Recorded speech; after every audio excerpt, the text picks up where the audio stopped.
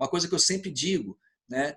Principalmente brasileiros que chegam aqui, não só aqui na nossa cidade, mas em outros lugares que a gente conhece, a primeira coisa que a gente fala assim, cara, você precisa virar a chave.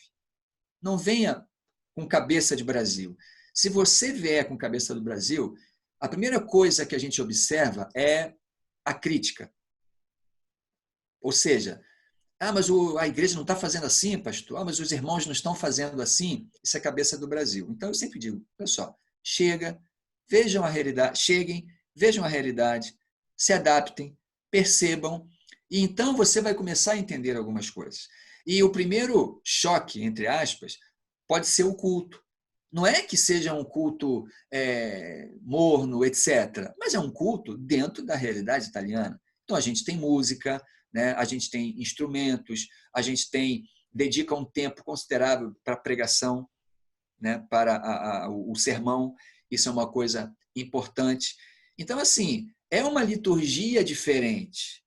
E quando a gente começa a explicar, a entender que nós estamos ali para oferecer a nossa vida ao Senhor e que a liturgia é um meio, isso começa a mudar. Agora, quando a gente vai com a cabeça para a igreja, esperando receber uma boa mensagem, né?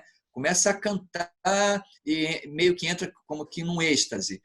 E aqui não é bem assim, então começa a ter uma certa dificuldade. Então eu sempre digo, nós não somos melhores nem piores.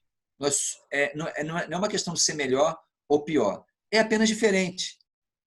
E nós temos que entender essa diferença litúrgica, quem vem aqui para a Itália. Nós temos que entender essa diferença litúrgica e quem teima e não entender, via de regra, tem problema.